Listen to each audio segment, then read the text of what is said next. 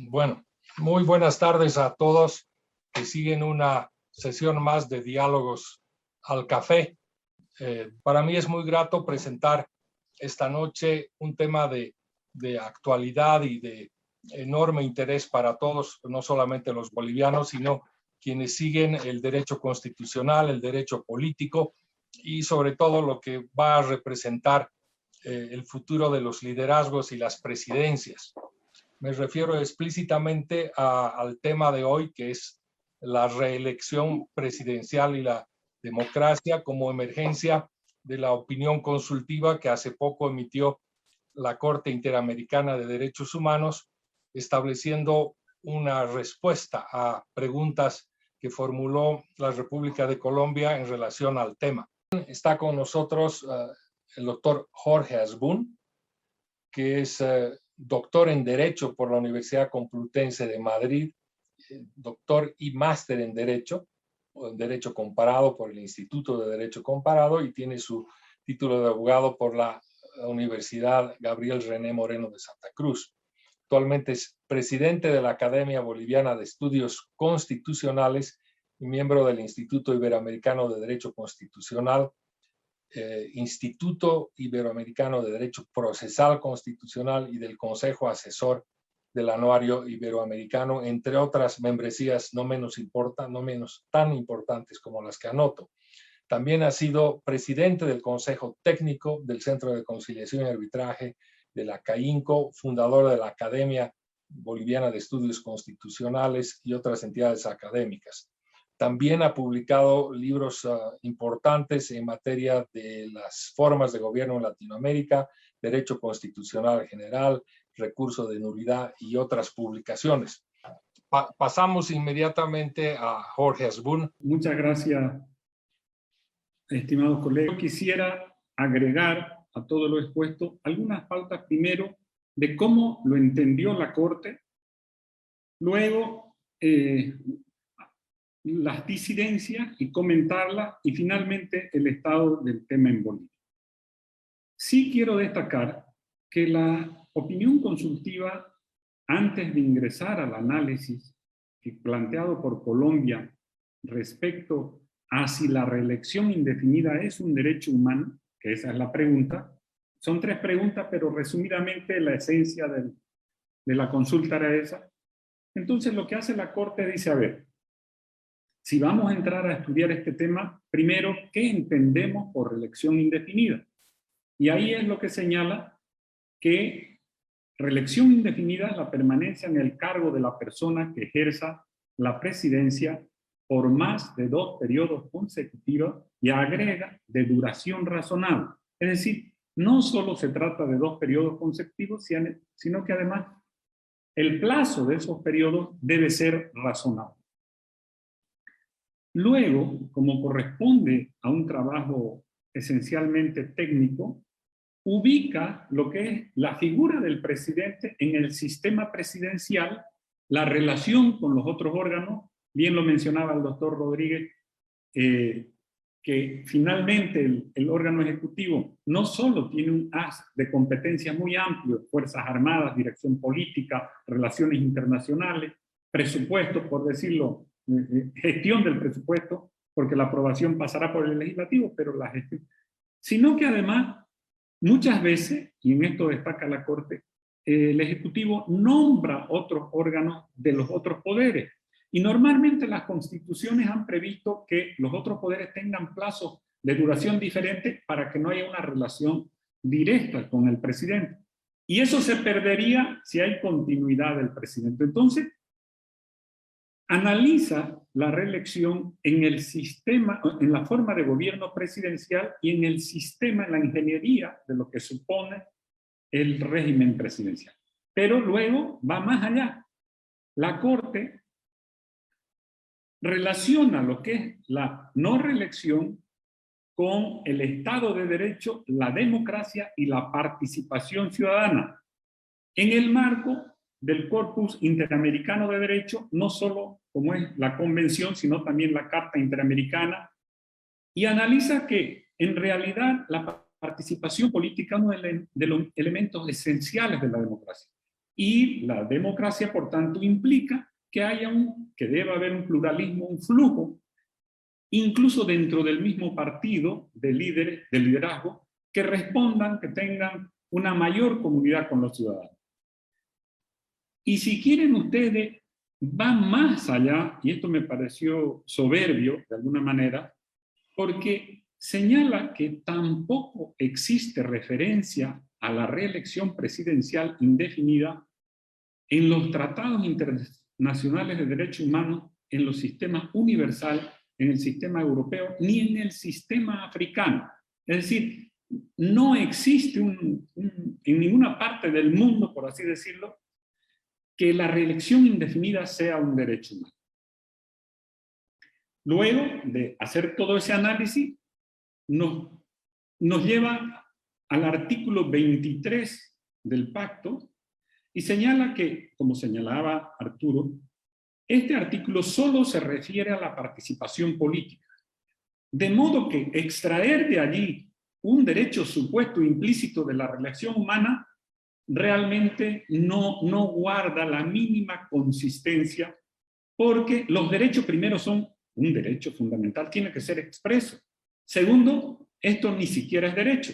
Y por eso es que no aparece en ninguna parte del Pacto de San José de Costa Rica.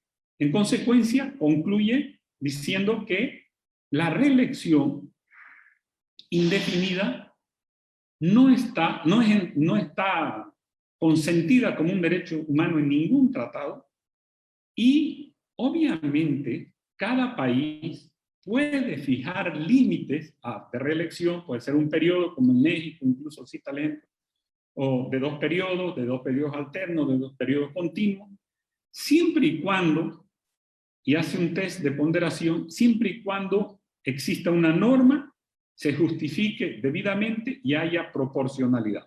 Y en ese caso puede establecerse límite a la reelección. Es importante destacar esta parte de la resolución de la Corte, porque luego vamos a ver que los cuestionamientos que se le hacen por ambos disidentes es que cuestionan que se pretenda uniformizar desde la Corte un modo de un sistema de gobierno determinado. Y eso no es verdad, porque la Corte deja abierta, explica que no es un derecho humano, explica lo que es la reelección, pero dice que cada país es libre de fijar la reelección en estos límites como mejor le parezca. Y quiero concluir este repaso al contenido de la pronunciamiento de la Corte con 3 párrafos que me parecen muy relevantes. Este tribunal, dice, advierte que el mayor peligro actual para las democracias de la región no es un rompimiento abrupto del orden constitucional, sino una erosión paulatina de las salvaguardas democráticas que pueden conducir a un régimen autoritario, incluso si este gobierno inicialmente fue electo mediante elecciones populares. Hoy día es casi impensable un golpe de Estado. Ya la comunidad ha llegado a un grado de conciencia democrática tan importante que las aventuras golpistas no tienen cabida. Entonces, efectivamente, no es ese el camino por el cual los gobiernos autoritarios toman el poder, sino por otras vías de la erosión democrática. Luego señala, la única forma como los derechos humanos pueden tener eficacia normativa verdadera es reconociendo que ellos no pueden estar sometidos al criterio de las mayorías. Y este es un concepto antiquísimo en el sentido del Estado democrático. Los derechos fundamentales son cartas de límites de las mayorías. En consecuencia, si una mayoría puede eliminar a la minoría, eso no es un Estado democrático. Y finalmente señala en relación específica a lo que es la reelección, la perpetuación de una persona en el ejercicio de un cargo público conlleva el riesgo de que el pueblo deje de ser debidamente representado por sus elegidos y que el sistema de gobierno se asemeje más a una autocracia que a una democracia. Como decía el doctor Rodríguez, no se trata, perdón, ahí concluyo la relación del contenido del pronunciamiento de la Corte. Como decía el doctor Rodríguez, las dos manifestaciones, tanto de Pazmiño como del doctor Zaffaroni, no son en el fondo disidencia sobre la prohibición de reelección. Ambos sostienen, y el doctor Pazmiño con más contundencia, de que no existe el derecho humano a la reelección y no es tampoco un derecho. Y lo mismo el doctor Zaffaroni en las palabras que ha señalado el doctor Rodríguez. Entonces, no, ambos entienden que cuestionan que la Corte se haya pronunciado, en el caso del doctor Pazmiño, cuando hay, dicen ellos, pero no lo explican ni lo individualizan, otras causas contenciosas que podían tener relación con este tema. Y cuando eso sucede, alega, entonces no es posible que la Corte se pronuncie. También cuestiona el doctor Pazmiño que la Corte haya realizado un entendimiento de la pregunta y él afirma que eso no es normal porque en ese caso la Corte está reformulando la pregunta y por tanto está cambiando el sentido.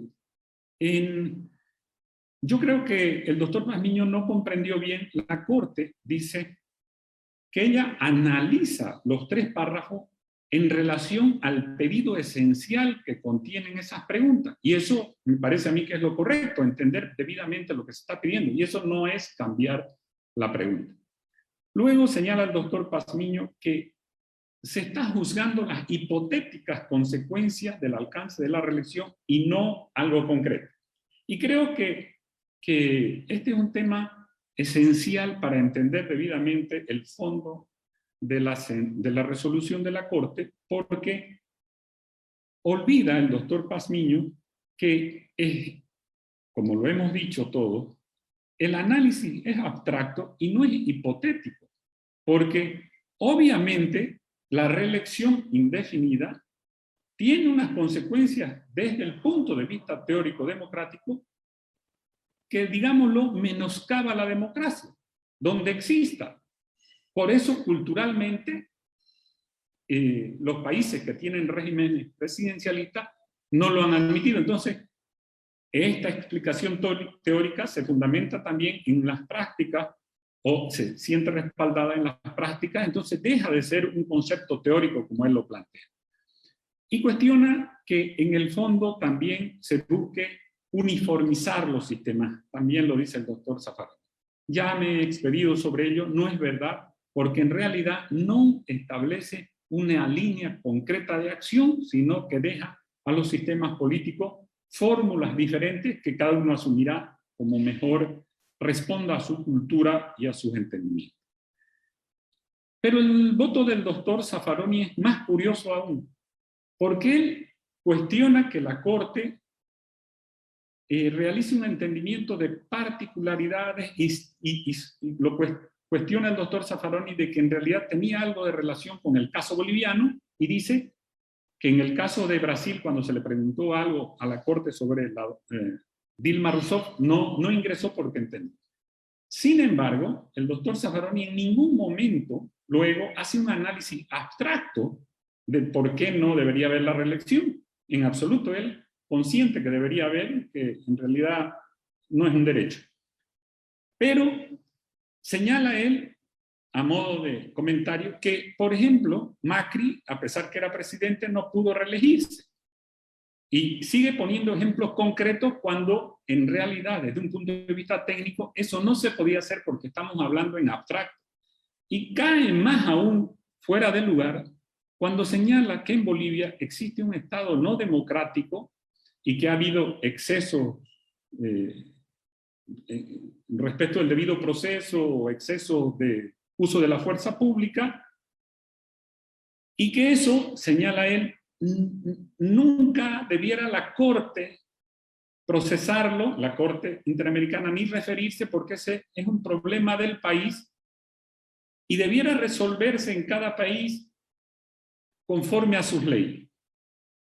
Sin embargo, si ya estaba hablando sobre Bolivia, resulta extremadamente extraño que se olvide que en Bolivia hubo un 21F, un referendo que prohibía la reelección y que por tanto él, que conocía tantos datos de la democracia boliviana, no podía dejar de hacer referencia, porque en otro caso está omitiendo datos esenciales para justificar su respuesta desde un sentimentalismo muy ajeno a la situación, a lo que corresponde a un análisis de esta naturaleza. Bien, llegados a este punto, ¿qué pasa en el caso boliviano y cómo se implementará? Arturo nos ha explicado lo que es el sistema interamericano y el deber de Bolivia de cumplir esta decisión.